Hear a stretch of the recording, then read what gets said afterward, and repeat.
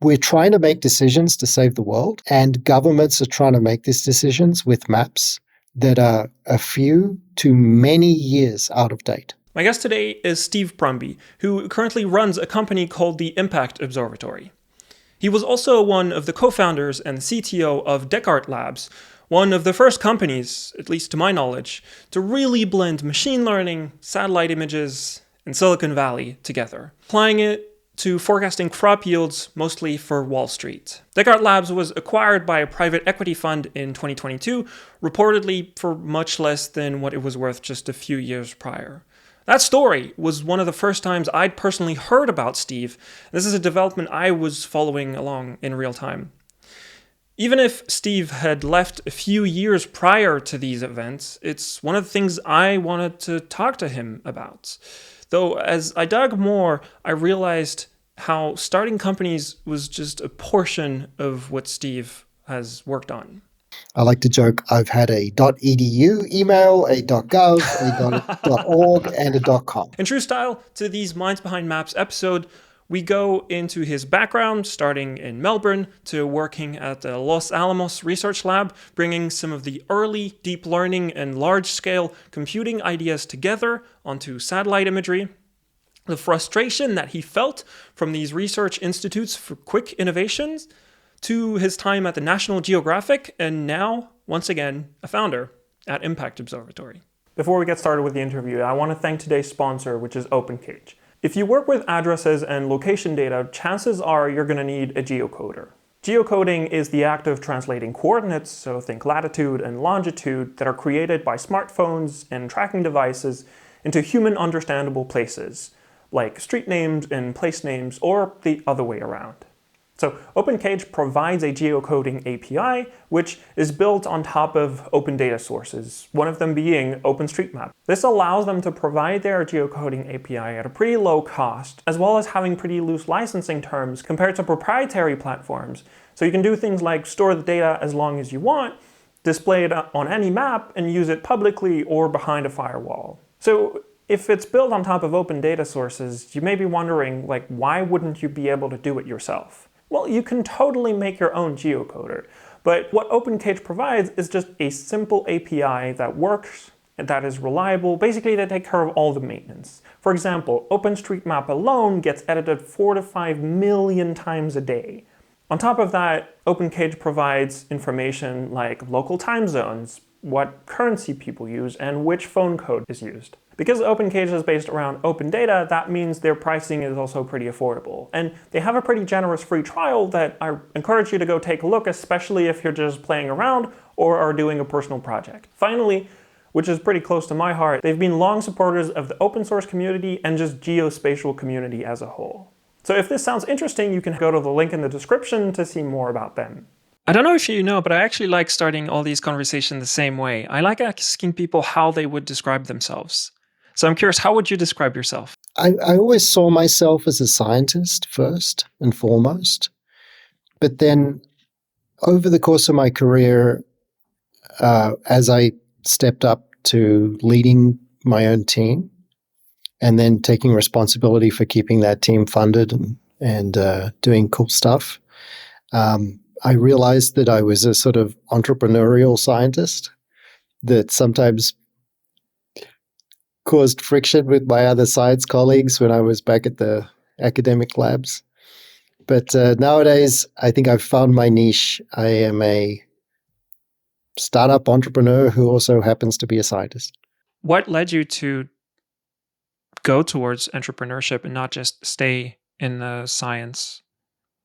The key thing was the realization that there were large organizations that had very important missions to try and develop technology, fundamental technology that would help understand the world and the way it's changing.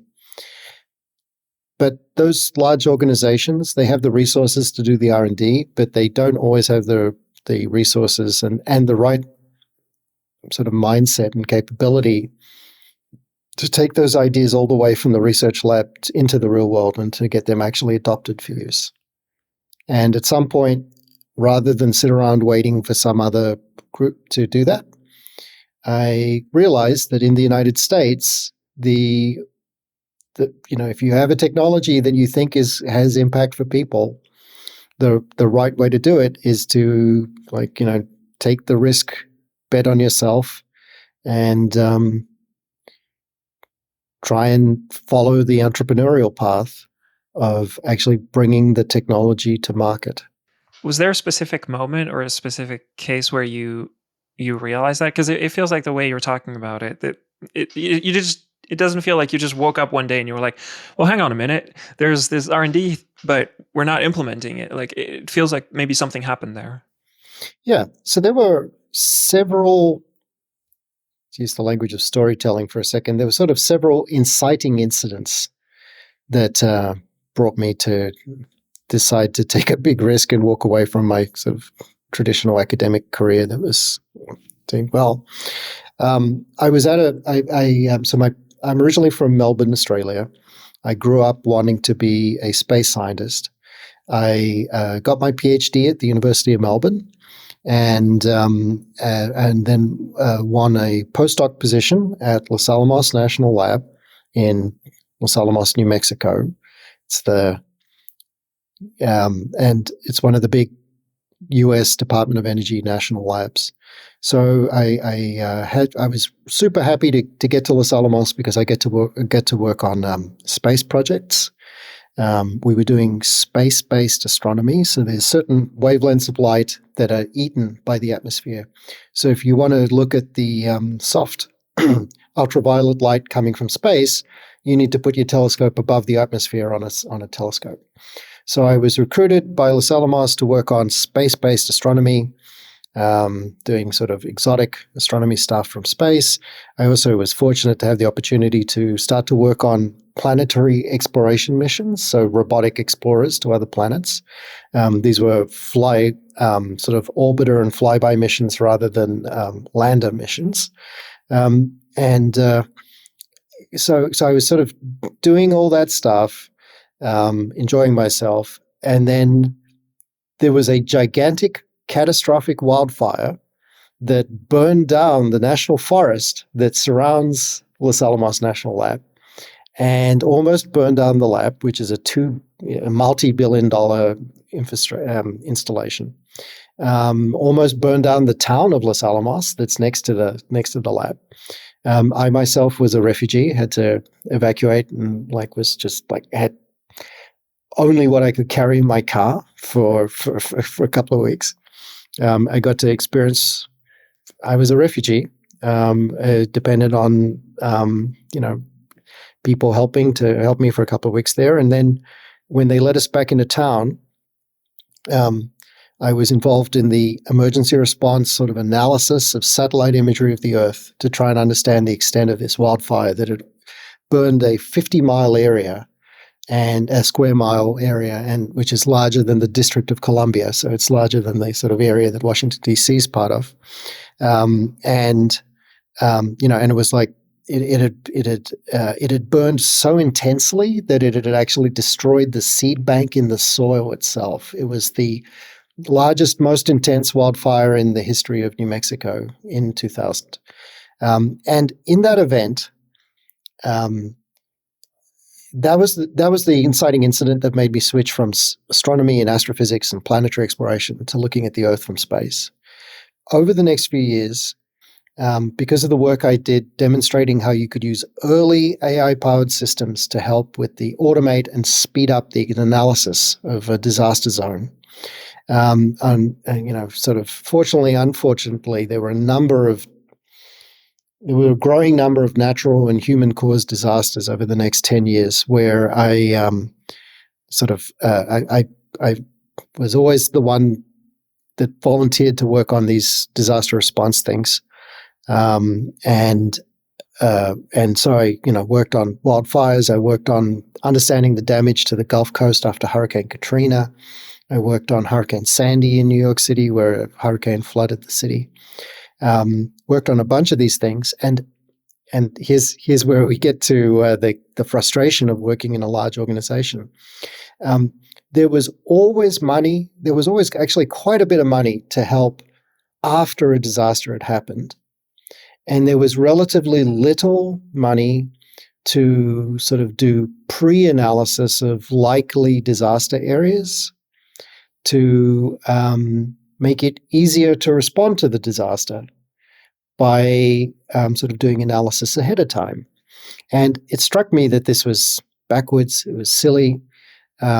We had the technology even 10 years ago to start to do something about it. But the large bureaucracies were just never going to really get there. So having complained about it for several years, I decided, no, I'm going to do something about it instead. And this was back in 2007, 2008. This was the time when what is now known as deep learning just started to take off, with early work out of Tommy Poggio and Thomas Sayre's lab at MIT. And I saw the early work coming out of that lab. I thought there was I really thought there was a breakthrough happening in computer vision. I talked the DOE into giving us some R&D money to get started on that. We built a team at Los Alamos that was the premier team in the National Lab Complex for applying what's now known as deep learning to imagery. And that gave us the opportunity a few years later to spin out of Los Alamos, spin my research lab out of Los Alamos and start Descartes Labs, which was my first venture-backed tech startup. It was based in New Mexico and focused on agriculture. And I'll pause there for a second to see if you want me to keep going on that path. Yeah, or if you want me to that talk sounds about really good. now. I do want you to keep going down that track. I appreciate you mentioning all of that, and it feels like there are a lot of these personal stories that come up a lot. And yeah, thanks for sharing that. And I do want you to keep going down that road. So the interesting thing was 10 years ago now was there was this moment where AI, after a long AI winter, there was a sense that we were entering an AI spring. And so is that around, let me interrupt you there. So we're about, AlexNet is 2014 or 2012, actually. I forgot 2012, exactly. yeah. 2012. Right. So that's the period where we're talking about these computer vision applied deep learning methods really starting to take off. Yes. So AlexNet, 2012, it was the ImageNet, very large scale image recognition challenge, run by Professor Li Feifei, who at that point was at Stanford. So to add a little bit more context maybe there for people who might not be familiar, please interrupt me if I get it wrong, but ImageNet is basically first of all, there's the Dataset. That's actually a big breakthrough, which is millions of annotated images of what they are. And then there's this competition around it, which is trying to label the different images across a multitude of different categories. And the breakthrough is in 2012 with a model called AlexNet, which had like a leap in the score that whereas people were able to do on that competition. The previous years, it was kind of stagnating, and then AlexNet is one of the first deep learning methods that leads to a breakthrough classifying images. Yes, you're capturing it well. If I'm pronouncing his last name correctly, Alex Krzyzewski, who was a postdoc in Jeff Hinton's lab up in Canada, had worked on this multi-layer convolutional neural network architecture that was based on the sort of developments of multi-level, multi-stage convolutional neural networks that had sort of happened over the preceding couple of years. He suddenly reduced the error by 30%, right? So the remaining error in so the best error suddenly, there was this real step function in performance, which caught the attention of a lot of folks. And then Jeff and Alex, I think they immediately spun out a little company and then were immediately purchased by Google and then went off to work to Google. Very recently, Jeff left Google over concerns about AGI. Just that we have, like, in just 10 years, we may have gone from the first sign that deep learning could achieve a significant breakthrough on a human level image understanding problem to now seeing the first signs in just the last year that there might be even greater AI breakthroughs about to happen. ImageNet itself is actually worth mentioning for a second, because ImageNet, the key breakthrough with ImageNet was Professor Li Feifei's insight that that actually, I think, quite frankly, I think was based on thinking about what had happened with Yann LeCun, who was also at that point a professor with, I think, New York University at the Courant Institute, and is now known as the chief scientist or the chief AI person at Meta. And by the way, as a digression, it's an interesting thing that nowadays we think of Yann LeCun at Meta. Jeff was at Google for a long time, and like 10 years ago, all of these folks were professors at universities. Okay, so the key thing that Yann LeCun had done was show that you needed large training data sets for neural networks to work properly. He had done this with handwritten digits that was part of a US Postal Service challenge to teach a computer to read the envelopes of letters. Li Feifei's work was to take that and extend it to the idea of everyday imagery that you see, for example, in social media. And so what they did was they did a very interesting thing. They took 1,000 categories of everyday object, and they got a human selected and filtered list of 1,000 publicly available photographs of each of those 1,000 images. So it ended up being a 1 million labeled photograph data set. And the task was to teach a computer to label each photo into one of its 1,000 possible categories. There's a bunch of additional caveats, but that was the key thing. And about that time, there was also part of this was a realization that when you look at if you look at the structure of the human eye and the human retina, and you think about, so there's roughly 4 million cone cells in human retina. We see at about 16 frames a second. If you multiply out all the numbers, a human infant in their first year of life sees approximately 1 petapixel of imagery, which is about 10 to the 15 pixels.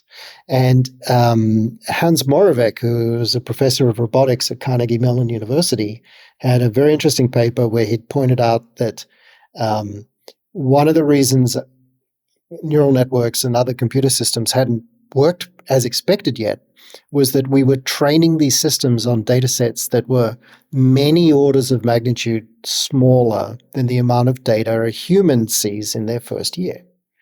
And so the push was to try and find, okay, how can we find other data sets that could actually match the amount of data that a real neural network gets, a biological neural network receives, and then would there be a phase transition in performance if you did that? And now we know the answer is yes. There's some real phase transitions that seems to happen with at certain scales of data. So one of the reasons we got the opportunity to do this work at Los Alamos National Lab was that we had just received at that time the world's fastest supercomputer, which, because we're in New Mexico, we called it Roadrunner. And it was literally made out of 7,500 PlayStation 3s. So the chip that goes in a PlayStation 3, and people may, fans of obscure computer architectures may remember the PlayStation 3 had a very unusual chip. Yeah, that's what I had in the back of my man. I used to call it Snow White and the Seven Dwarfs, because on each chip there was one general purpose computer chip and then 7 small sub-processors that could do mathematical calculations. And the folks who made the chip, when they made the chip in general production, at least on average, they would make these dies with a single general processor and 7 little ones. And in general, because they were really pushing the state of the art, one of the 7 wouldn't work, right? But that's all they needed. PlayStation 3s shipped with 1 central processor and 6 subunits. Occasionally, though, the processing did better than expected and all 7 worked. Those ones that had all 7 working were put in a special premium bucket, and the Department of Energy bought 7,500 of those and put them together. It was actually done by, I think, IBM in Poughkeepsie, New York, put it together and made the Roadrunner machine, which was the first machine to hit a petaflop. So there's the peta prefix again, 10 to the 15, 10 to the 15 floating point operations per second. And the interesting thing in the Moravec paper was that Moravec believed that certain back-of-the-envelope, well, slightly better than back-of-the-envelope calculations, suggested that the brain was also a petaflop processing system, and that if you could feed it enough data, it could you could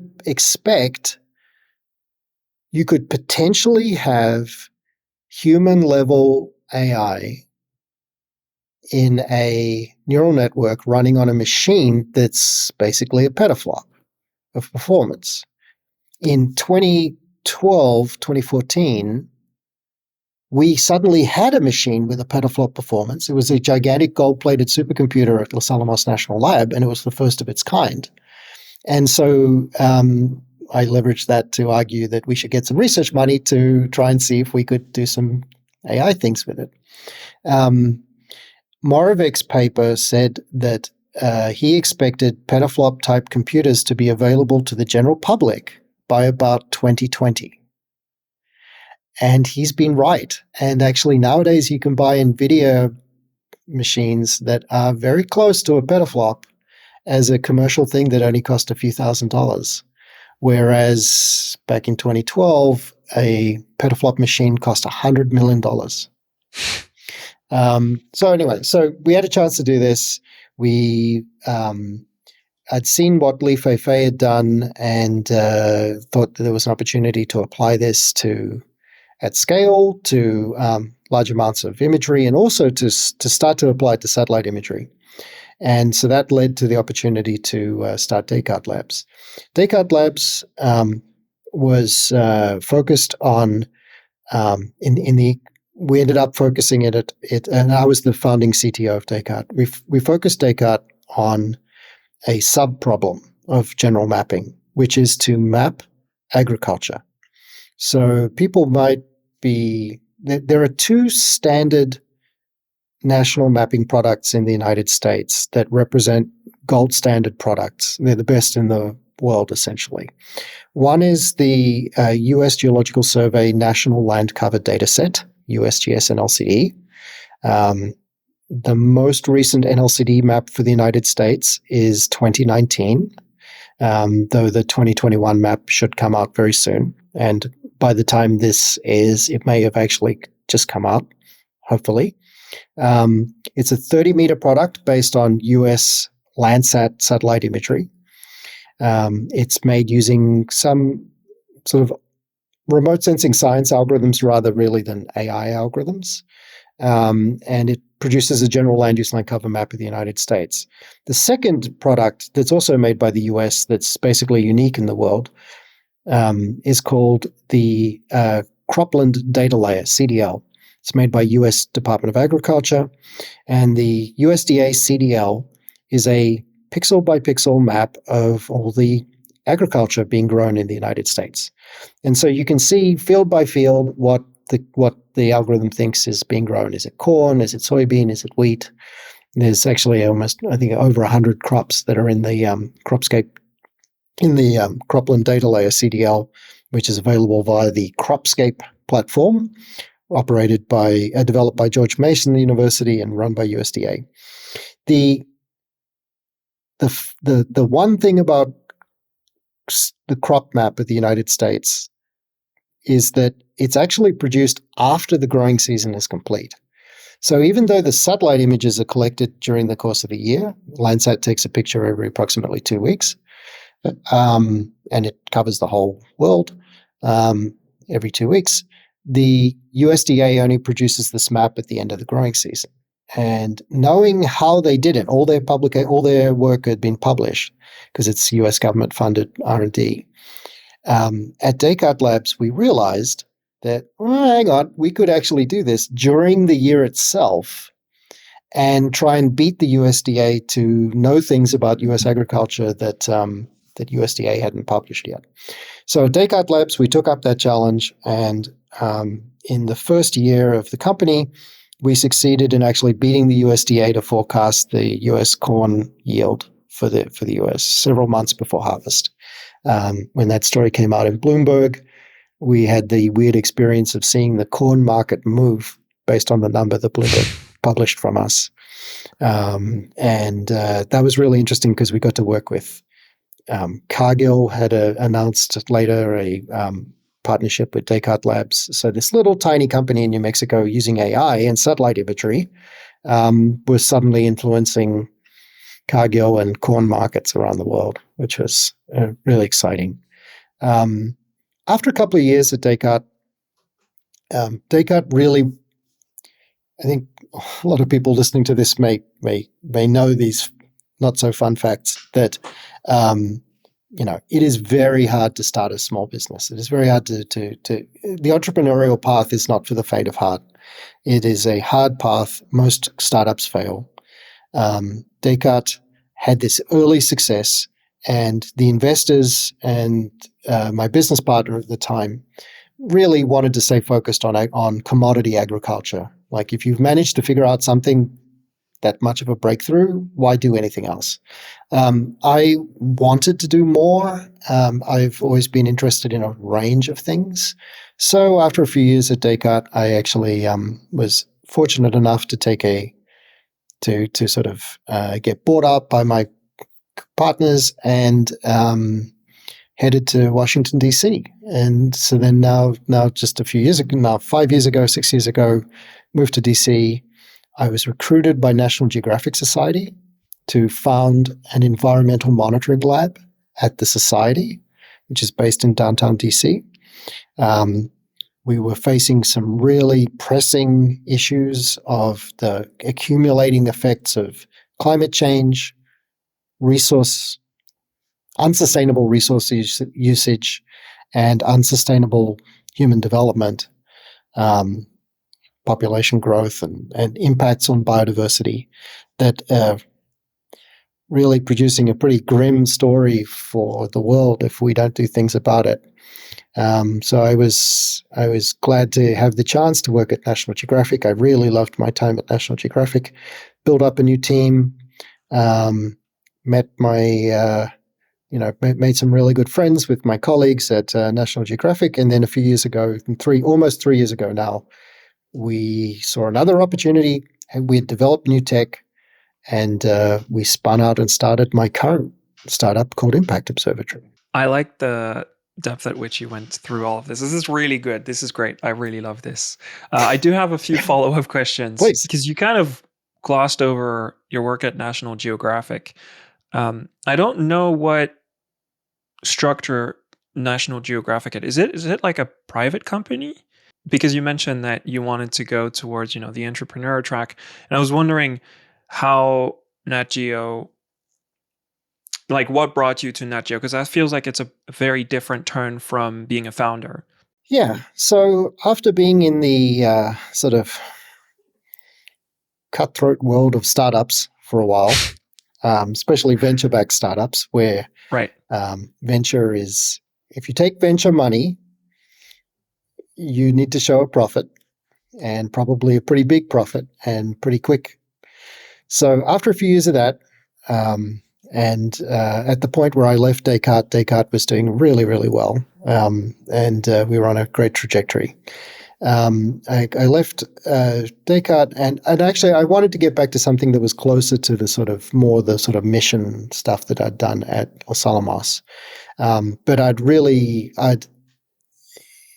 from the natural disaster response stuff that I'd done originally at the Department of Energy, after having done this agricultural work in the private industry, I was looking forward to something that sort of was closer to natural resource monitoring and environmental monitoring. And that's where Dr. Jonathan Bailey, who had previously been the chief scientist of the Zoological Society of London and was a world-renowned conservation scientist, recruited me to start a environmental monitoring lab. So National Geographic is actually it's kind of an unusual system. They have a society, which is a non-profit, National Geographic Society, that from the early days of that society, which was designed to promote exploration and understanding the natural world, they very early on, in fact, I think they've either the first or the second executive director of the society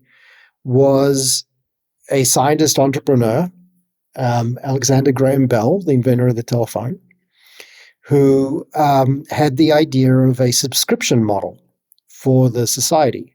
So to fund the exploration, they would start to publish a magazine that they would sell, and they would use the proceeds to promote exploration. And so today, National Geographic consists of the society, which is a non-profit and promotes exploration and promotes, discovering young explorers and helping people start off with a career in science, especially science that's got an exploration piece to it. And there's also the magazine, which nowadays is actually owned by Disney Corporation. Right. But the television shows, the fact that National Geographic's part of the Disney Plus streaming service, all of this is because Disney owns the magazine.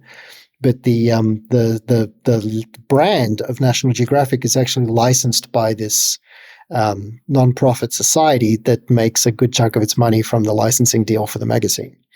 And I grew up reading National Geographics. I had a number of National Geographic magazine maps pinned to my wall as of my childhood bedroom. I still remember their map of the universe at different scales was one of the key maps that made me want to get into astrophysics. It's a map of the universe from the mid 80s, I think was the map. I always had it in my mind that, it would be fantastic to work for the society. And when I got this opportunity, I jumped at it. And actually, I achieved one of my bucket list items by a couple of years ago. I have a byline on one of the fold-out maps from the society that was a map of wildebeest migration across the Serengeti Plain, where I did some satellite imagery analysis that contributed to the map. And it's amusing to see your name on the margin of this map, having held these things in such. As a kid, seeing these National Geographic maps, it was so fun, and to actually contribute to one is definitely bucket list material. So the society was working with a number, and still works with a number of conservation groups, premier conservation groups, African Parks Network, the Peace Parks Foundation, the Chris Tompkins Conservation. So Chris Tompkins was the CEO of Patagonia for a long time, and has done a ton of work rewilding parts of South America, so particularly in Argentina and Chile, down to Patagonia, as you might expect. And so I got to meet all these really famous conservationists. And the story I heard over and over again from these folks who are at the front lines of trying to save megafauna, save habitat, and not just the animals, but also the trees and the soils, which we don't usually think of as needing saving. But I got to meet a famous scientist, one of the founders of what's now conservation scientist, Professor Thomas Lovejoy, who helped set up the biggest and the most important national park in Costa Rica, and just a titan in conservation, in biodiversity preservation, who passed away just a couple of years ago. So Tom Lovejoy was associated with the society. It was a really incredible bunch of folks who would come together, and the thing that came up over and over again was that we're trying to make decisions to save the world, And governments are trying to make these decisions with maps that are a few to many years out of date. In the United States, the official map of the United States is still from 2019. Even in the European Union, they were using maps in 2022, they were using maps from 2020.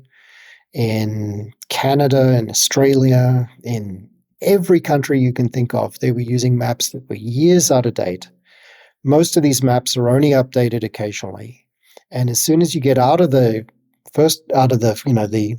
global north or the G20 countries, and you start to talk to some of the other countries, it's just horror story after horror story of people trying to understand their country, plan for a more sustainable future, and being hampered by terrible, out-of-date, low resolution, low accuracy, low fidelity maps from folks in the former Soviet Union, for example, the government of Kazakhstan, that's doing tremendous work trying to restore the steppe to sort of reverse decades of desertification from horrendous Soviet-era farming practices, where the local governments were stymied by the fact that the national maps held by the government of Kazakhstan were left over from the Soviets and were marked as military secret, and they couldn't be shared with the local population. Or you go to Peru, where government of Peru was using like out-of-date maps left over from American industrial investments and aid missions, and they were trying to like help people along river systems using maps from the 70s.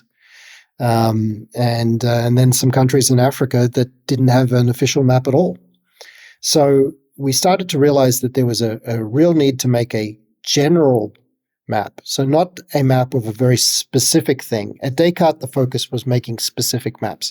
Can you make a map just of maize or corn? Can you make a map just of soybean? And then sell the result of that map to Wall Street. At National Geographic, the idea was, can we now democratize the technology that my team and I had developed at the National Labs and then developed further at Descartes? Could we now actually democratize this technology and make it available to the world? So what we built over several years at National Geographic Society was the fundamental data that we needed to build a new type of living land use land cover map of the world. And one of Li Feifei's ideas came full cycle in thinking about what type of data you need to map the world.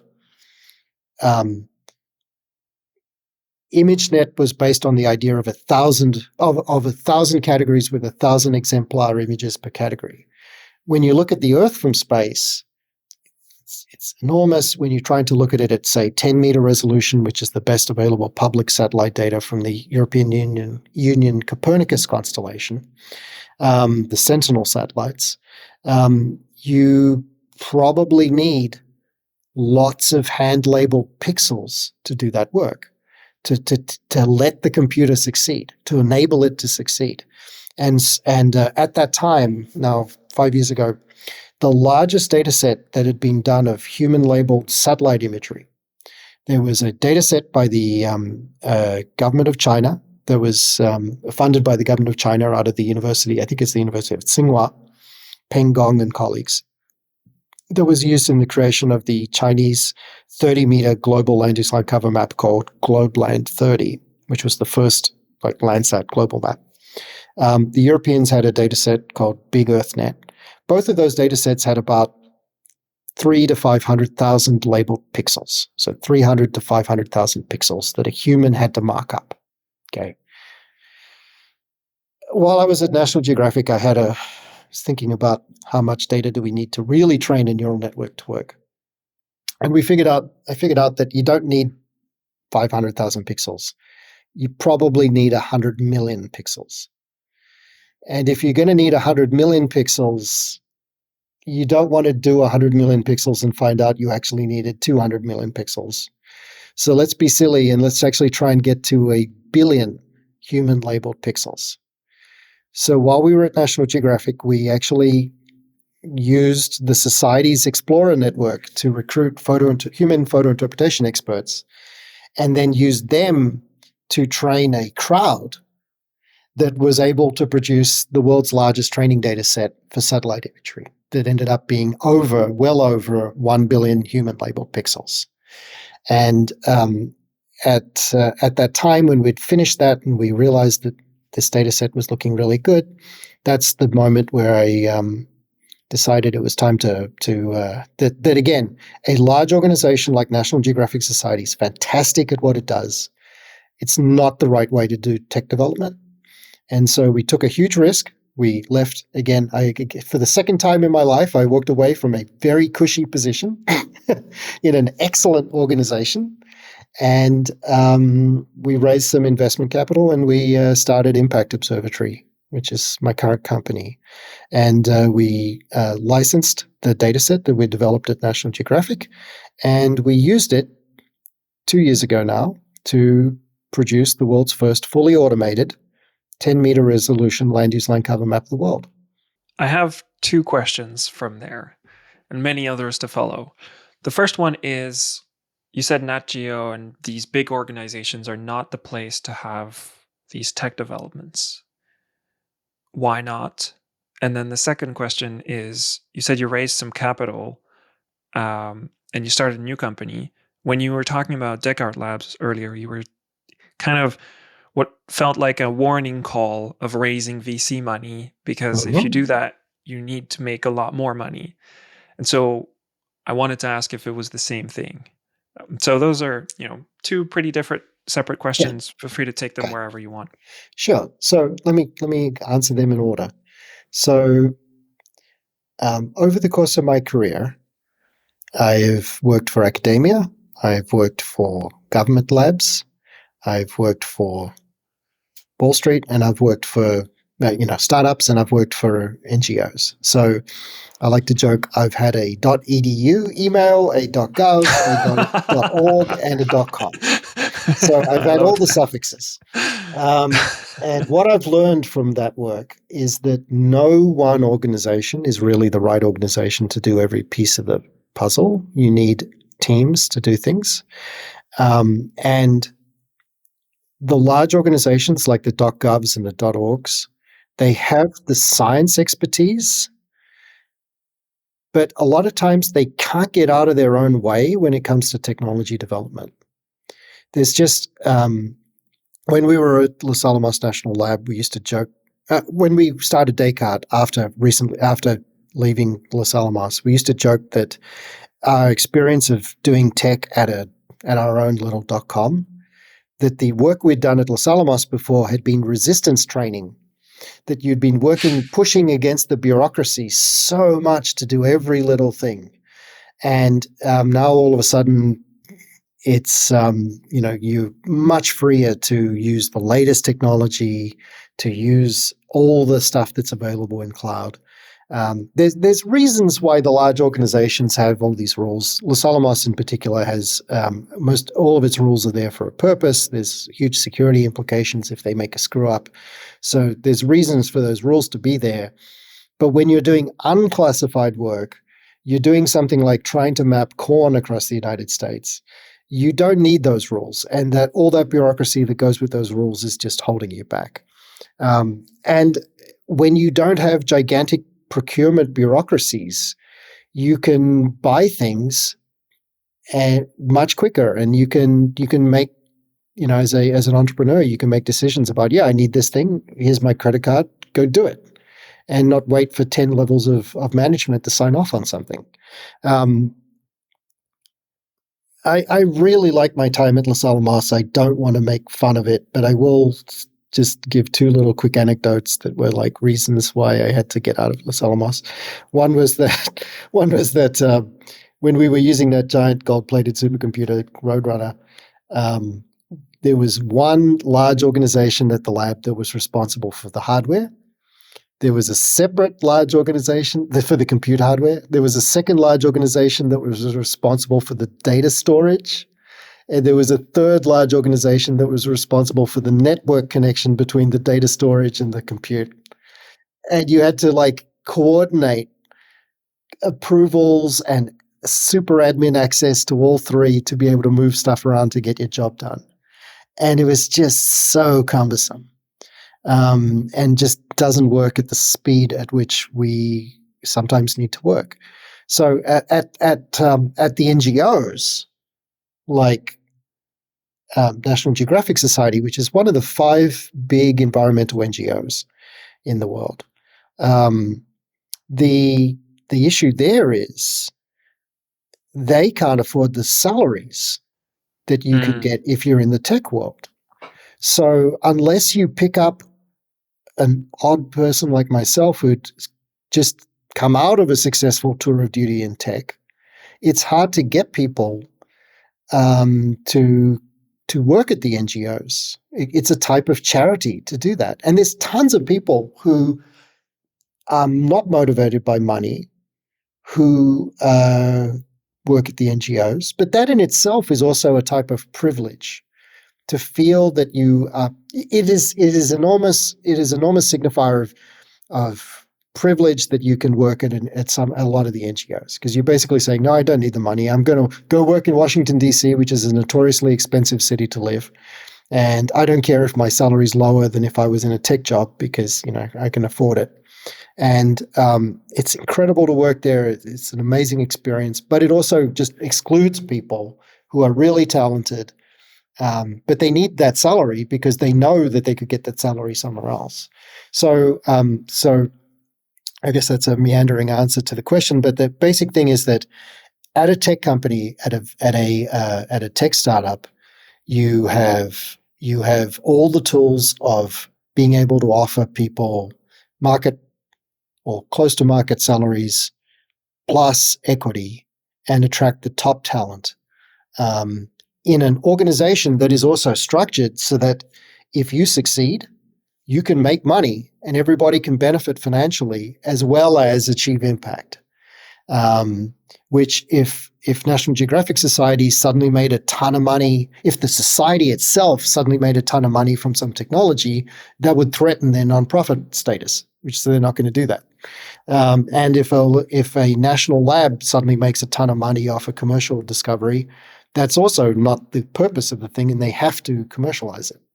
So tech companies are the right type of company to do this tech work, even if the impact is intended to be in climate or biodiversity or sustainability.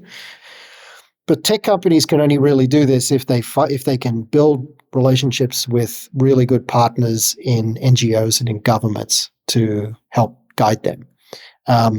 Okay, the other question you asked was, yes, I was making some sort of, at best, backhanded compliments about the VCs we worked with. We worked with some tremendous VCs. I met some really fantastic folks in the VC world. But I guess this is a good segue where, if you want to make something, you need the money to be able to pay the people that are going to come in.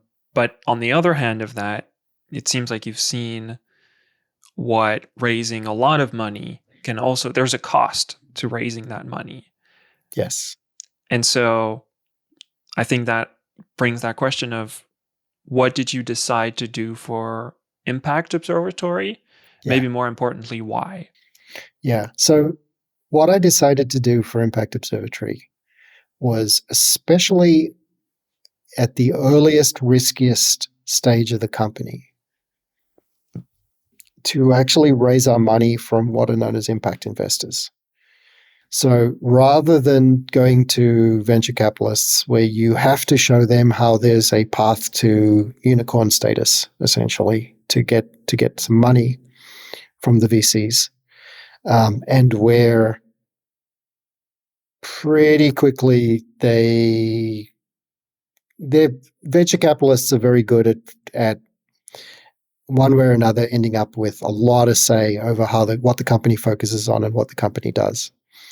By going to conservation-minded impact investors, and partly based on the previous success at Descartes, we were able to find some really good forward-looking impact investors to give us our sort of seed funding for the company, both at the angel level and then at the seed level. And the benefit of that is that we're funded so that we've been able to assemble a really incredible team. I'm so proud of the team that we've got at Impact Observatory.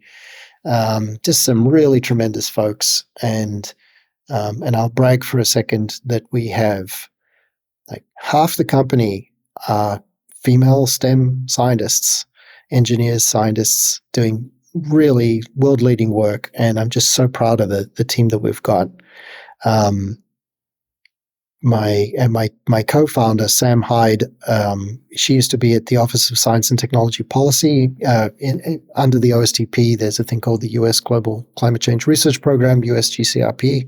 She was part of the secretariat of the organization managing the multi-agency USGCRP, brings White House levels sort of organizational skills to counteract my big thinking scientist type approach to things. Anyway, Sam and I have started this company. We've assembled a fantastic team, and we have patient investors at the earlier stage that are looking for something that's going to achieve impact as well as financial success. And I think there's still very much a role for venture capital, but I encourage, especially tech company founders who are coming from the tech side of the house rather than coming from the MBA side of the house, to really think about when do they want to get VC money. Like the safest point at which to get VC money is after you have got a product that can actually be sold. When you go to what they call an early stage VC, you go to somebody that offers seed funding level venture capital, you're taking a massive risk. And they're taking a risk too, which they hedge by investing in many companies at once in tranches of portfolios in their different funds, and it's a numbers game to the VC professionals. It's a professional business. It can be profitable. Sometimes it's more profitable than other times, and it's a numbers game to them. For the individual entrepreneur, this is your company. This is your one chance to be successful, and in any given phase of these things, and what's best for you is not often what's best for the portfolio that your venture capitalists might be putting you in. That you're in this particular basket of funds, a particular basket of companies at any given point. So, I think venture capital is amazing.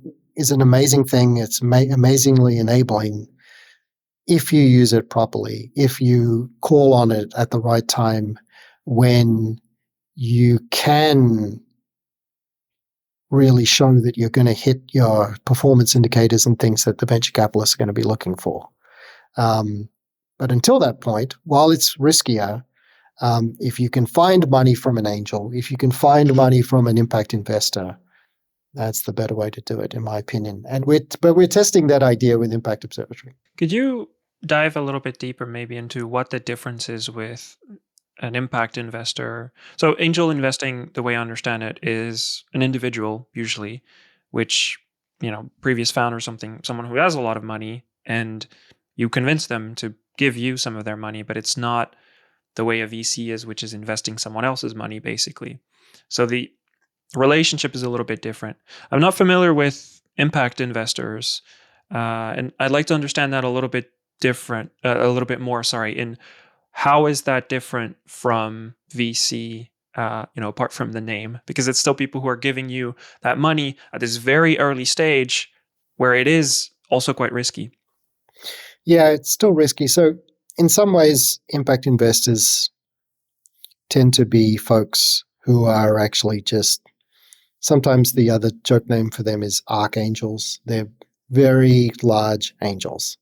So people who can write $1 million checks or $5 million checks or $10 million checks because it's a extremely wealthy family office. It's an extremely wealthy foundation that's been set up by some family and is being and is got a mission. And if you can align with that mission, then you can win a substantial amount of money. Impact Observatory, because some of the work that we did at National Geographic ended up being in use by the UN. Some of our maps are currently being used by the UN, the Environment Program and Development Program. And thanks to that and the partnership with UN Environment Program, we were able to win a substantial amount of funding from the Gordon and Betty Moore Foundation. So that's it's a foundation. They mostly fund nonprofits, but because of how we work with others, in addition to our investment capital, we've also been very successful at winning substantial chunks of money from foundations who are interested in the long-term impact of the technology. And that's the key thing. It's basically investors who have already been so successful in life that they're now looking to put their money out in I think it's usually described as a sort of catalytic way. They're not looking for 10x or 100x returns. They're happy if they get 2, 3x, because then it's catalytic. They get to invest in this for a bit, they get a return, and then they can put it in several more investments. And they're trying to move the needle in a number of ways on improving the world. Quite a bit of research I think medical research happens this way with people who are investing in cures. It is a little bit like the stereotype of, as very wealthy people get old, they start to think about all the diseases that could hit them, or they've seen friends and family impacted by stuff, and now they start to invest in R&D to try and cure those diseases. And by the way, actually, it's a sad fact that so much of philanthropy flows to human medical disease research. And in fact, only a shockingly small percentage of philanthropy is currently flowing to address conservation and climate change, which in a lot of ways directly impacts many more people than some of these rare but prestigious cures for diseases.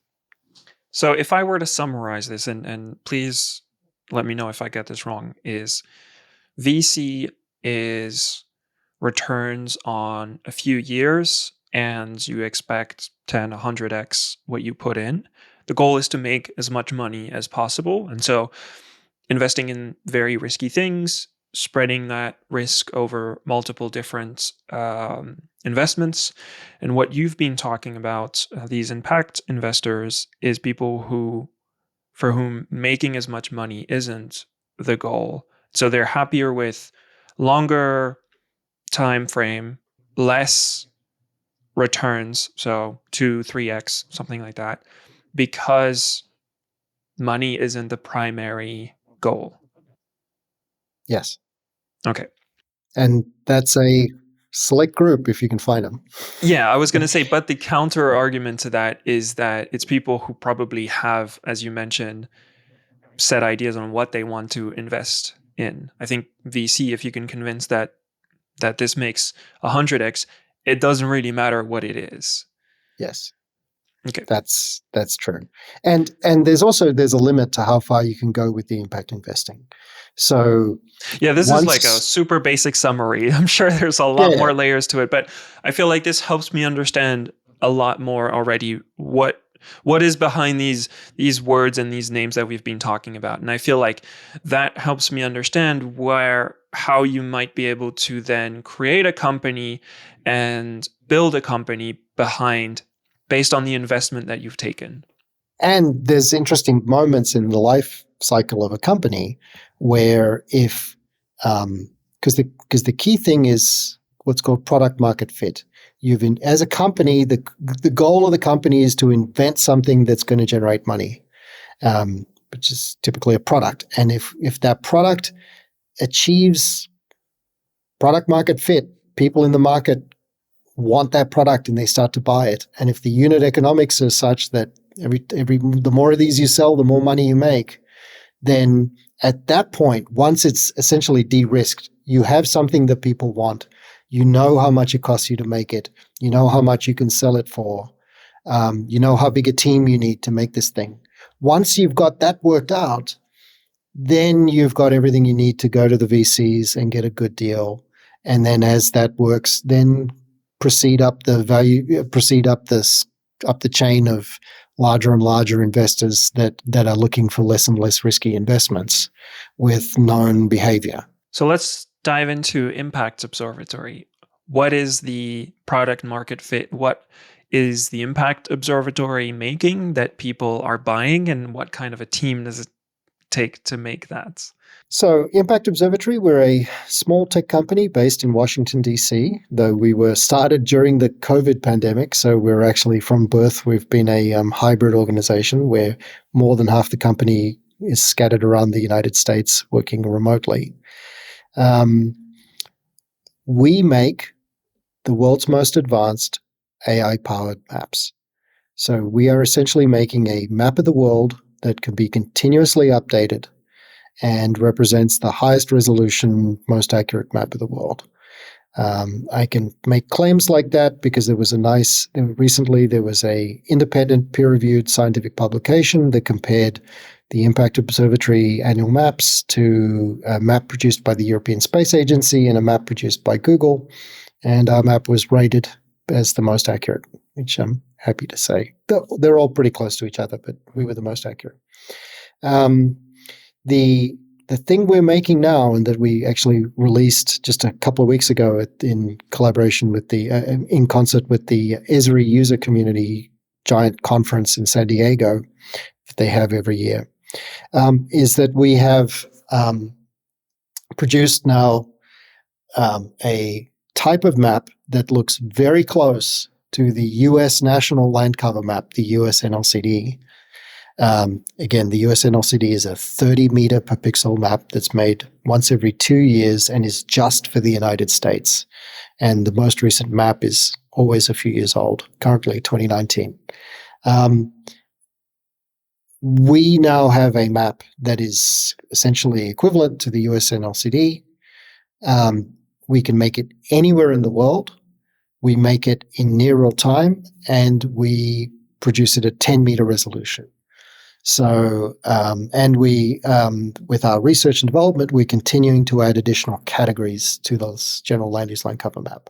So our product is a map that continuously changes over time as we capture the way the world is changing. And we're selling it to governments, we're selling it to industry, and we're selling it to finance. And we're also making, this is the impact side of the house, we're making simplified versions of the map available as open scientific data products that move forward the state of the art of what's available to everybody.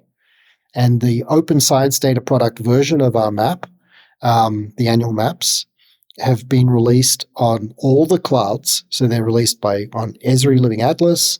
They're released on Microsoft Azure, Planetary Computer, on AWS Registry of Open Data. They're even available on Google Earth Engine. And those maps have been accessed over 1.3 million times since they were first released 18 months ago, 2 years ago. And they're just having tremendous impact. They're also available through the UN at the UN Biodiversity Lab, supporting the Rio Convention on Biological Diversity. This is the sort of impact that we want, that in addition to the commercial maps that we produce, that can be produced near real time and premium categories and premium resolution. We're partnered with Planet Labs. We're partnering with other commercial space companies to produce higher resolution, higher cadence, more detailed maps of commercial interest or government interest for G20 countries.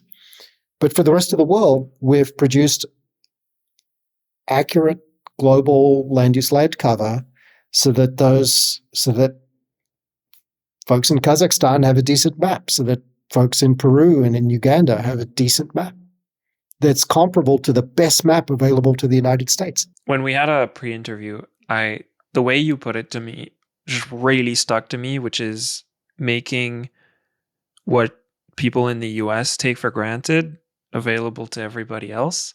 And it feels like there's so many things that are like that, where, oh, this thing exists, but in this small part of the world, which also is the one that gets the most talked about. Europe is the same, by the way. So this sounds really exciting.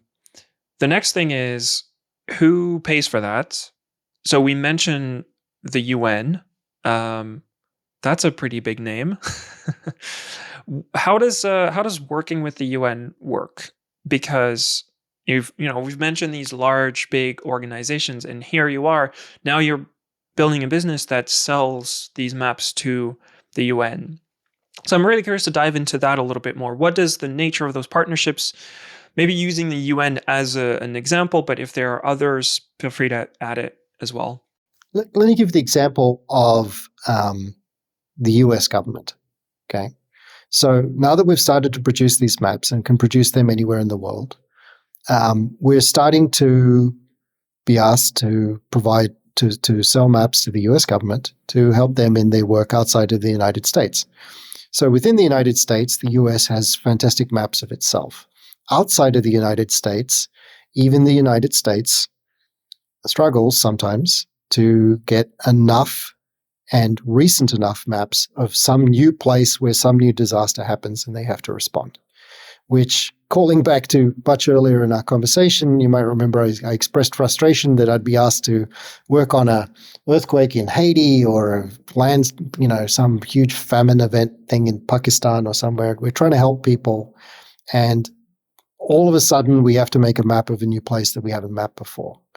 Instead of that terrible, tragic sort of situation, we now have the technology to use open, publicly available satellite data from the European Union and from the United States to make state-of-the-art maps and keep them up to date, so that if something happens somewhere, you've got a recent baseline that can be used for disaster planning, disaster response, or for planning for sustainable development, zoning.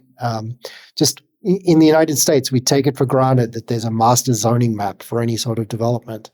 Whereas in other countries, sometimes they still struggle to have good planning maps that the government can use to say, yeah, everybody wants a good, sustainable future for their families. This is the land that we can zone for that. And by zoning this land, we don't destroy our natural heritage, or we don't destroy our tourism industry accidentally by allowing human development to creep in and change the nature of land that green tourism operators, bring in people with real cash in their pocket to spend big to go visit somewhere. You don't want to get there and then discover that it's been transformed out of sight because of unplanned development. There's these tremendous opportunities to help people with better data in near real time, and this democratization of this technology this is the moment when it's happening. There are several groups around the world that are trying to do this. It's not just us. We're really happy to be part of this small ecosystem of folks trying to do this. People know about the fantastic work that's being done by the new cutting-edge satellite imagery providers, including Planet Labs, synthetic aperture radar companies like Umbra, just some really incredible, and there's new satellites planned all the time. So there's all these different little satellite companies springing up doing interesting things. We hear about new ones every other week. But it's one thing to produce the data. It's another to take all those pixels and turn them into something that a non-geospatial expert can actually use.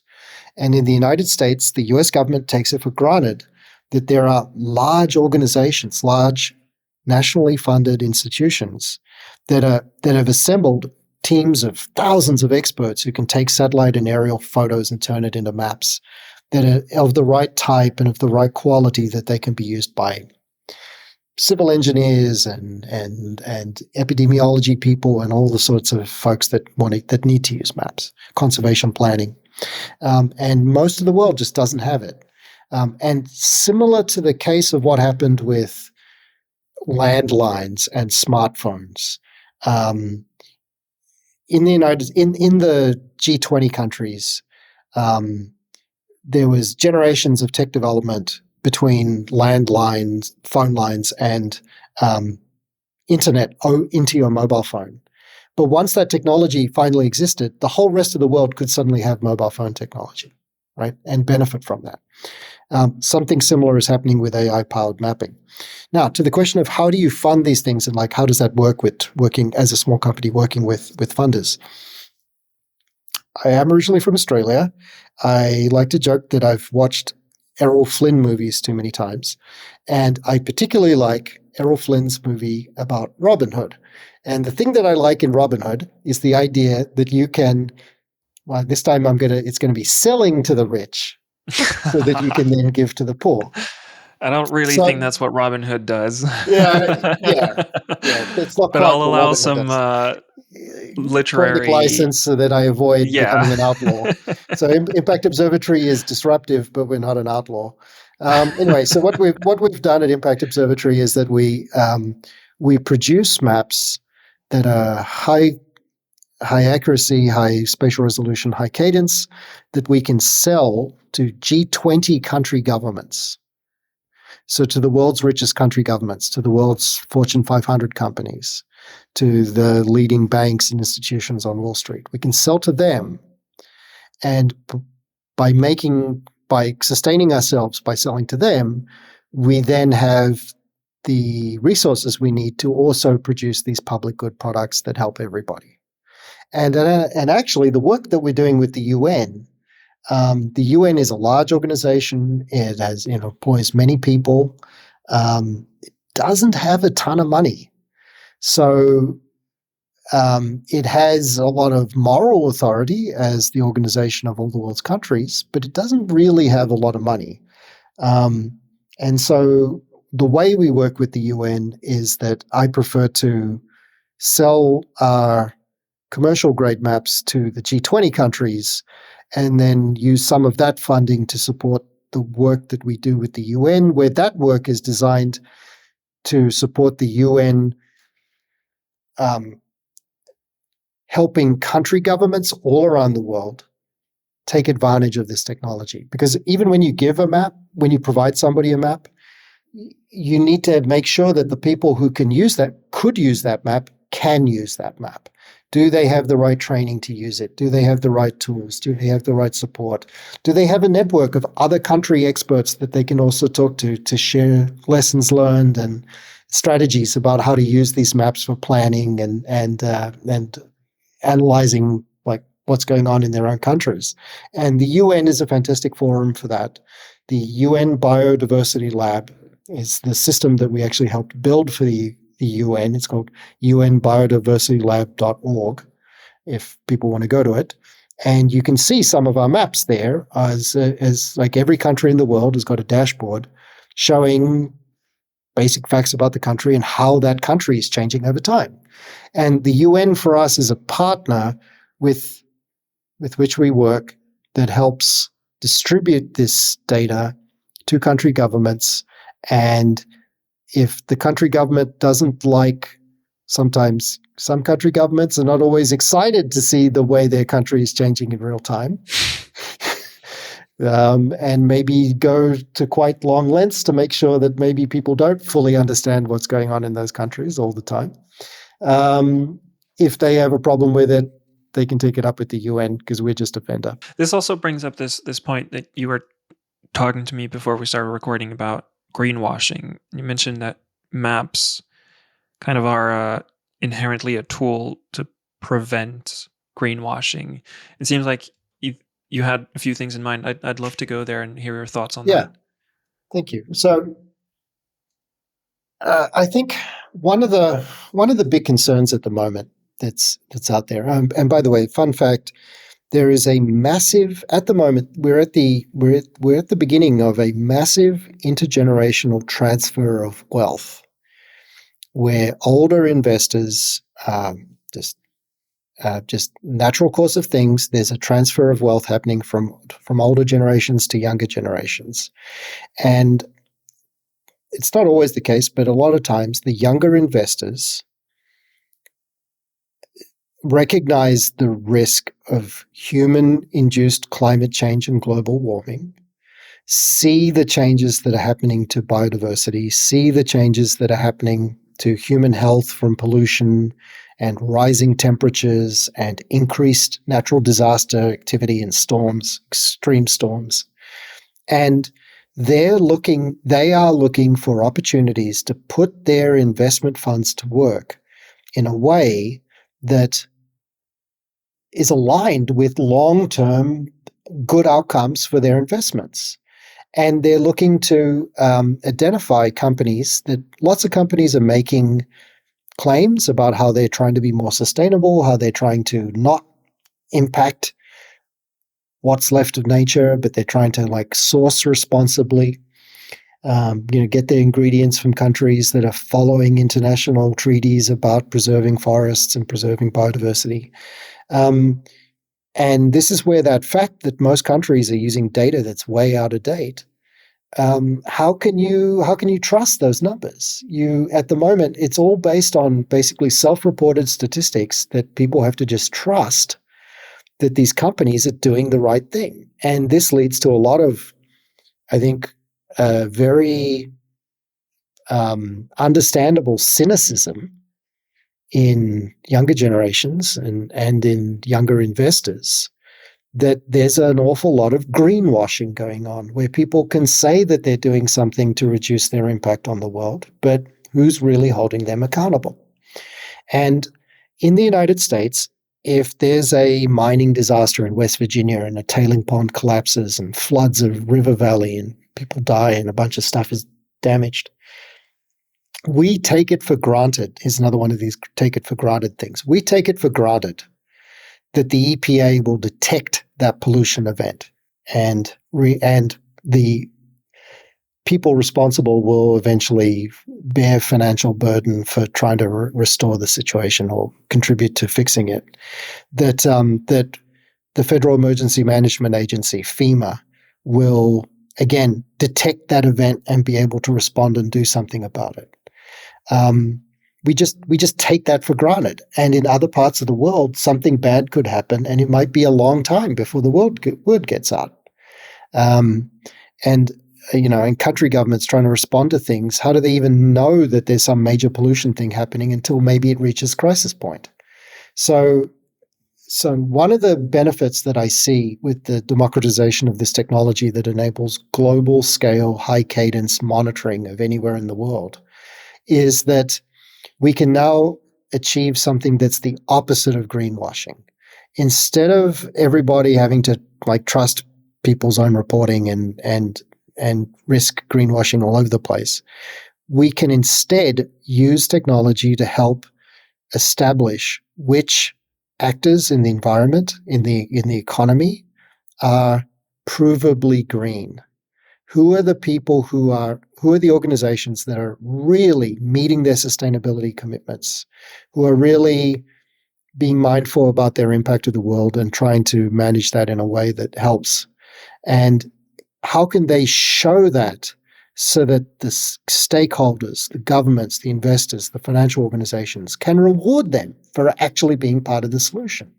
And if you can show that some organizations are now part of the solution rather than being parts of the problem, now you've got a data-driven basis for helping to spread those policies, those methodologies that work to the rest of the sector for whatever industry that company's in.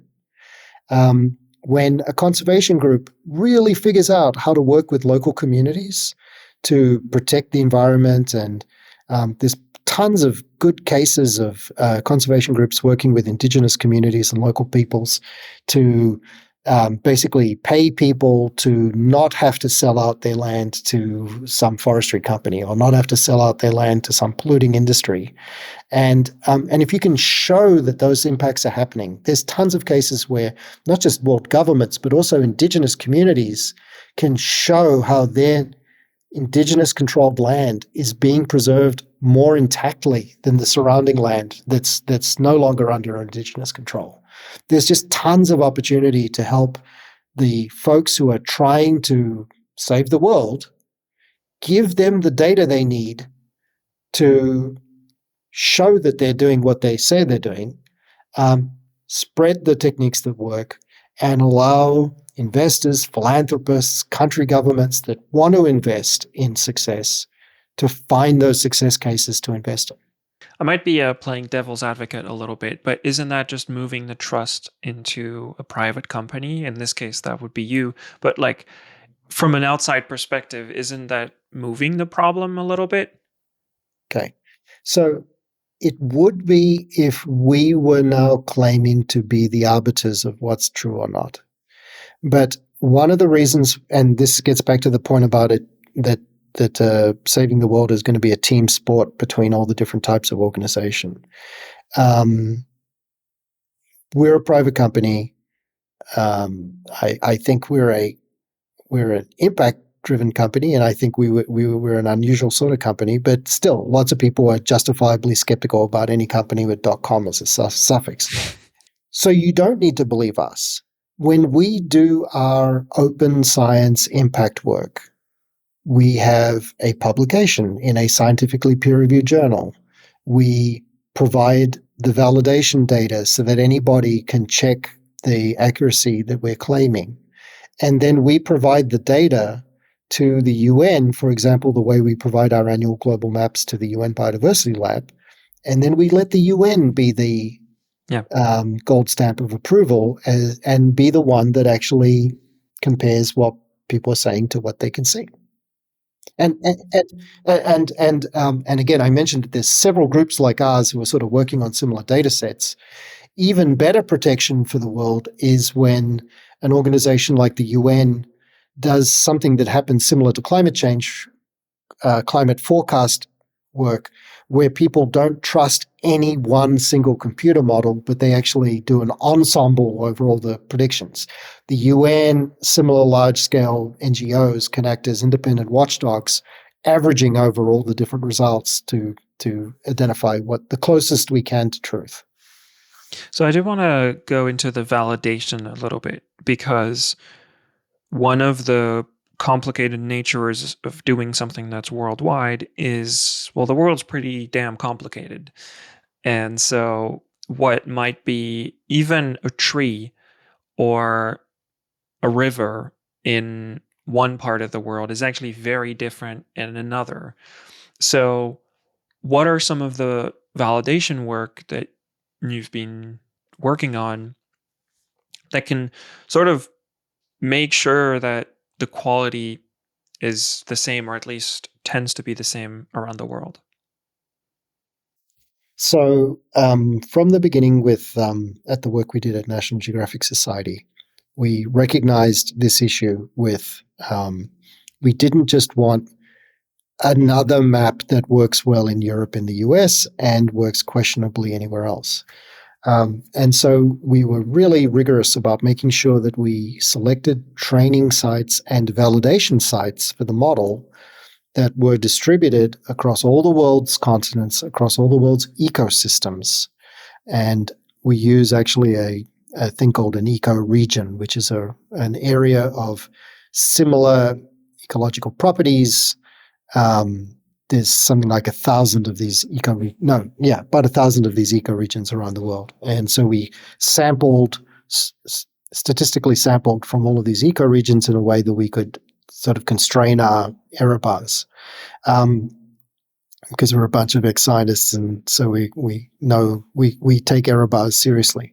And actually, fun fact, when I first started working with folks at Wall Street at Descartes Labs, we got in the room and then we discovered, I used to be a theoretical particle physicist, and they used to be theoretical, they also used to be like astrophysicists and cosmologists and stuff. There's a bunch of physicists. So we all start talking error bars, and then we establish trust that way.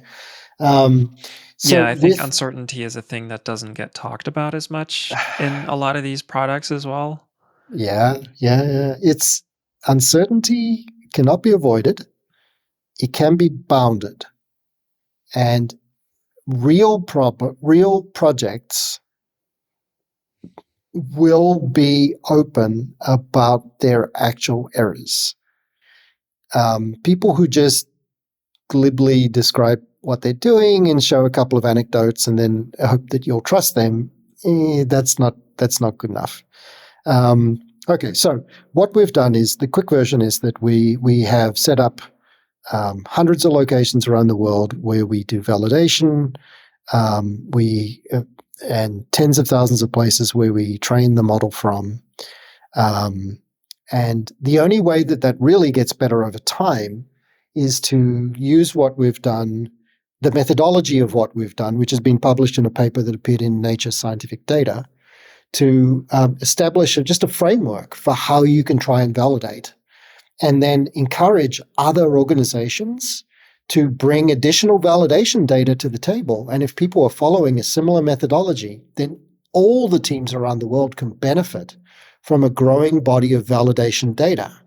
My friends at the Radiant Earth Foundation are doing tremendous work sort of producing these open source validation data sets.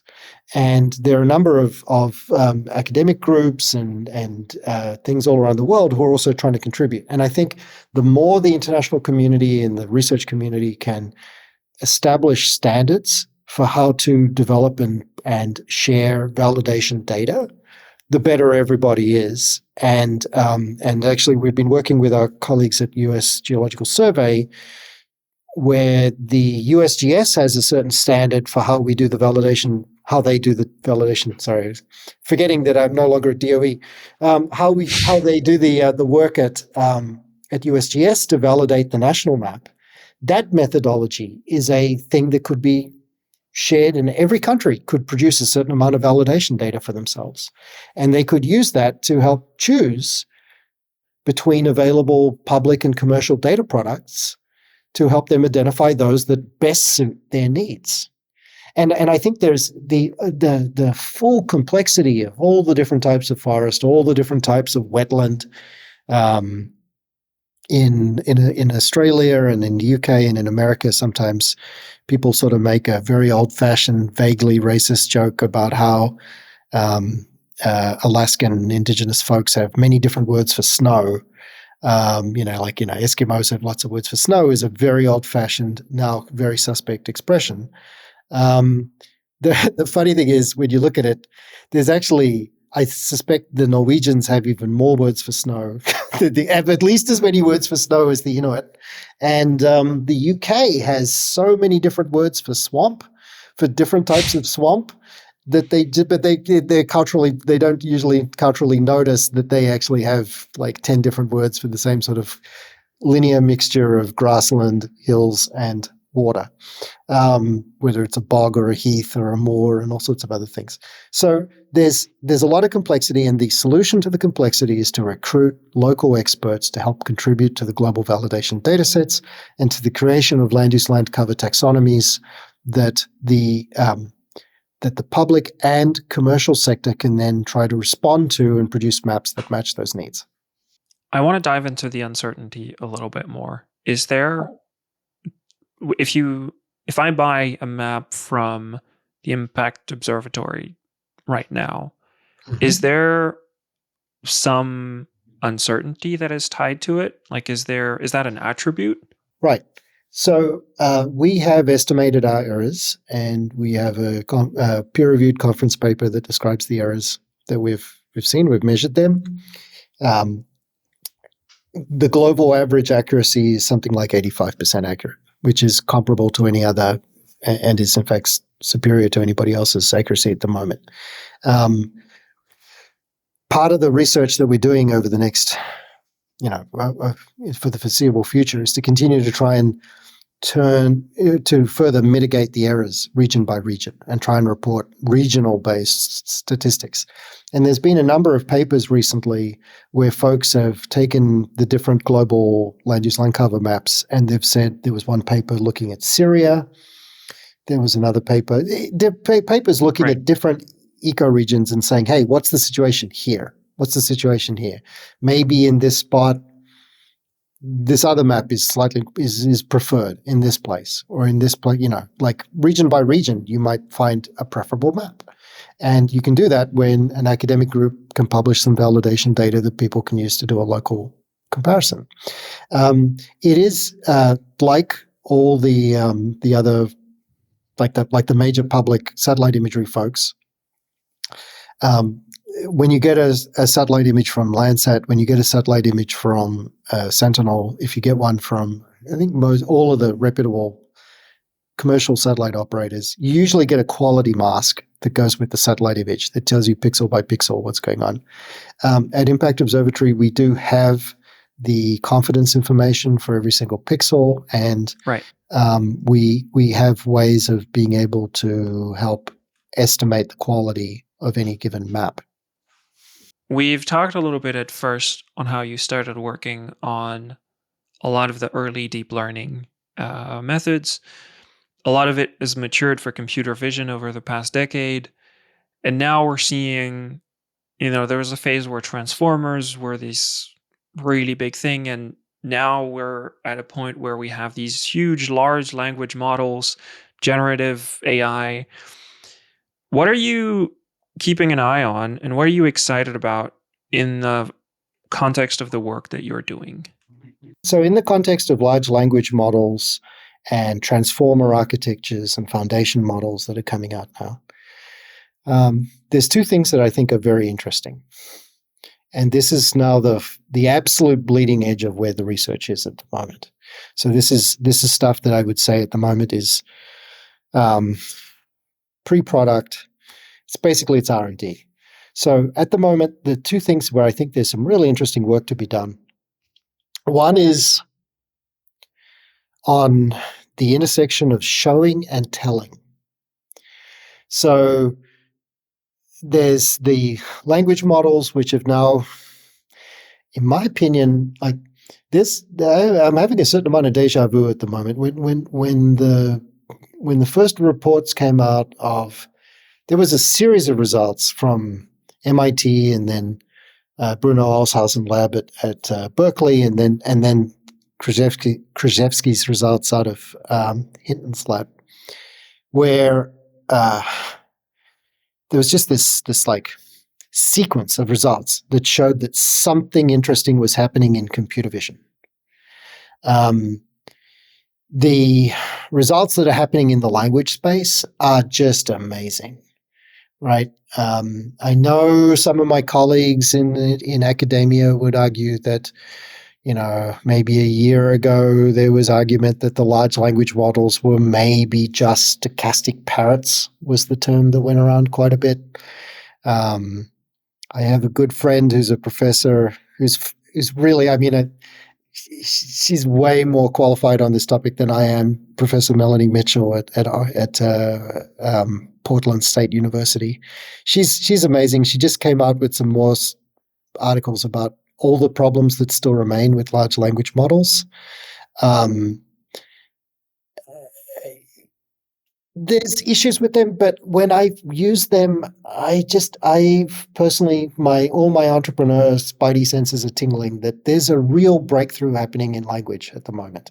That it turned out that to solve language at a sophisticated level that we didn't realize beforehand, that the language models would have to essentially build common sense models about how the world operates, so that the language model accidentally includes a common sense model of everyday sort of.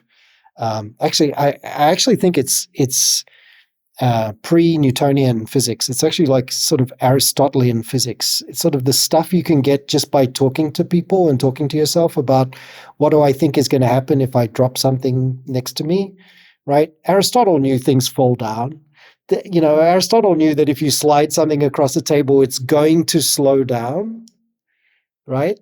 There's old-fashioned common sense, like folk wisdom about how the world works that's encoded in our language, and that the large language models have learned from looking at basically every utterance ever written that's been consigned to digital form has now been ransacked by the AI companies building these large language models.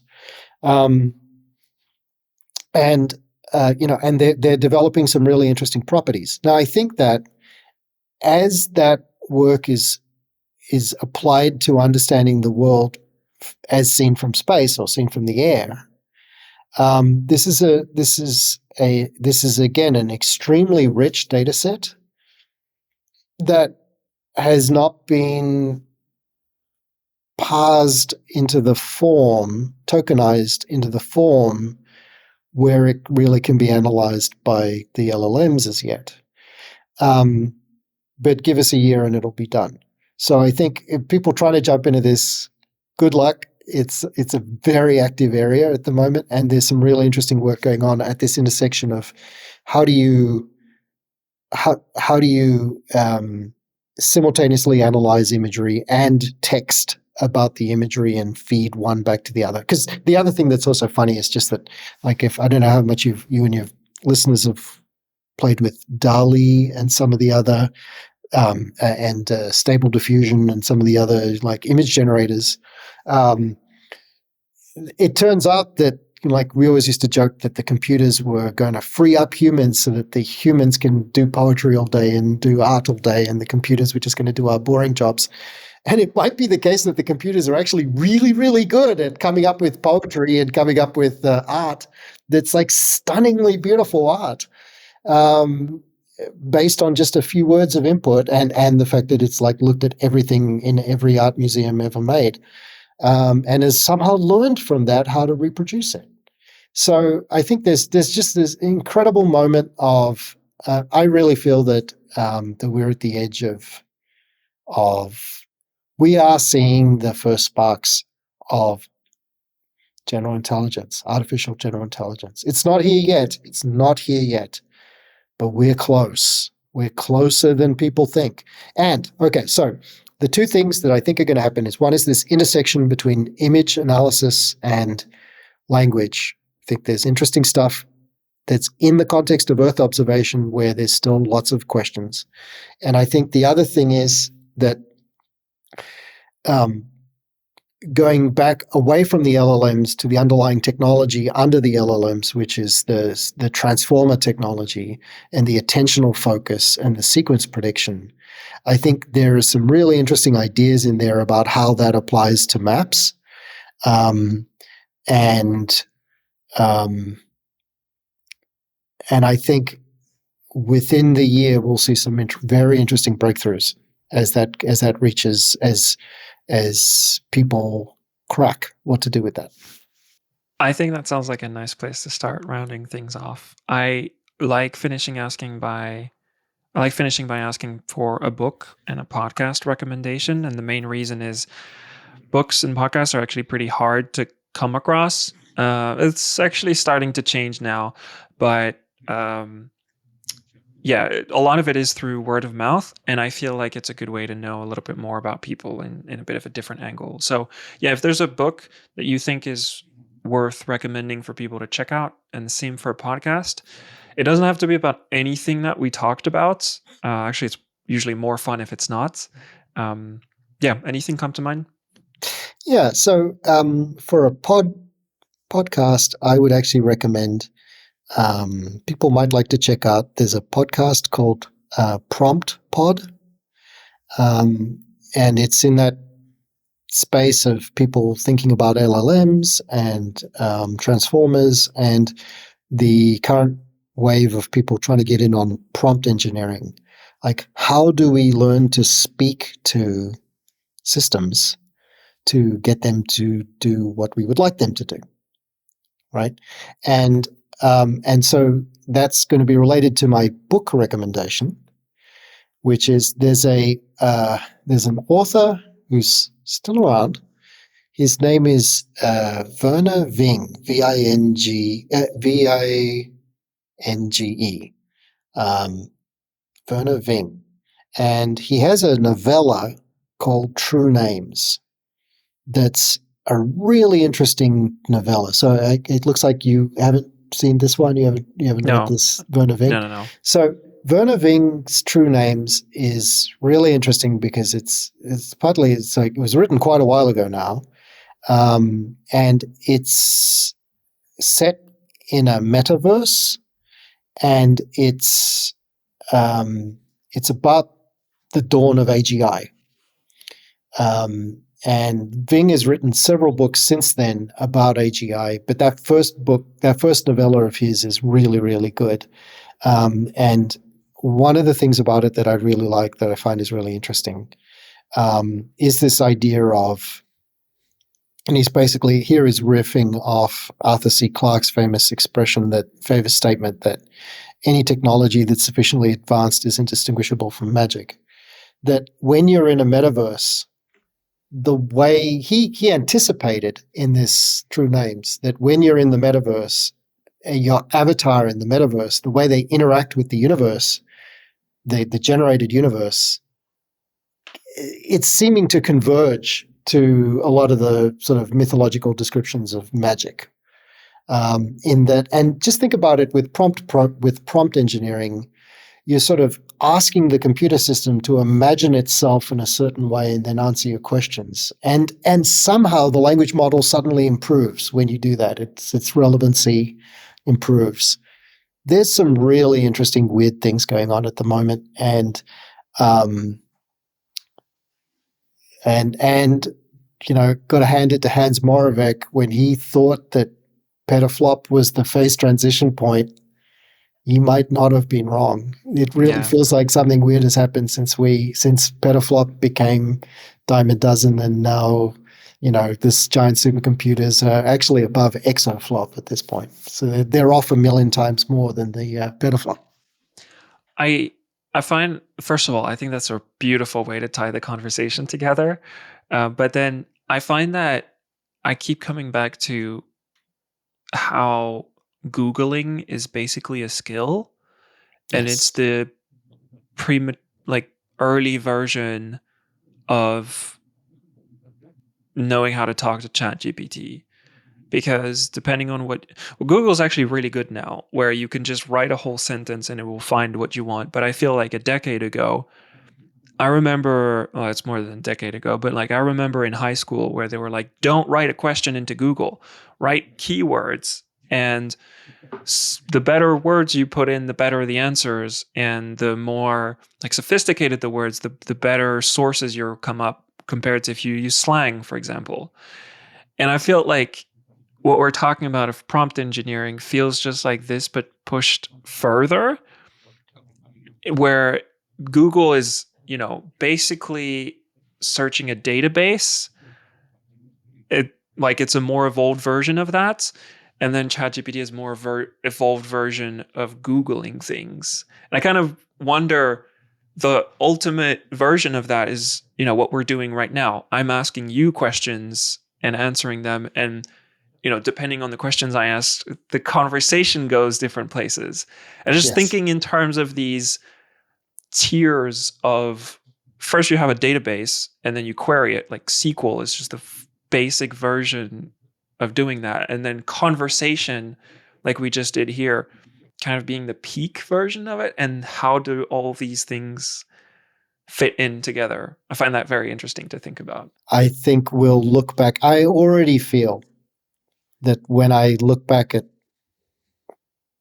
Google searching, traditional Google searching now feels so crude. Yeah. Compared to asking Bing Chat, what's going on? Yeah. That's kind of crazy. Yeah, it really is. So thank you so much for this opportunity. I've really enjoyed this conversation, and it just thanks for being able to bring the little story of Impact Observatory to your audience. Yeah, I appreciate it. I'm also very thankful for you opening up and telling the whole story of it.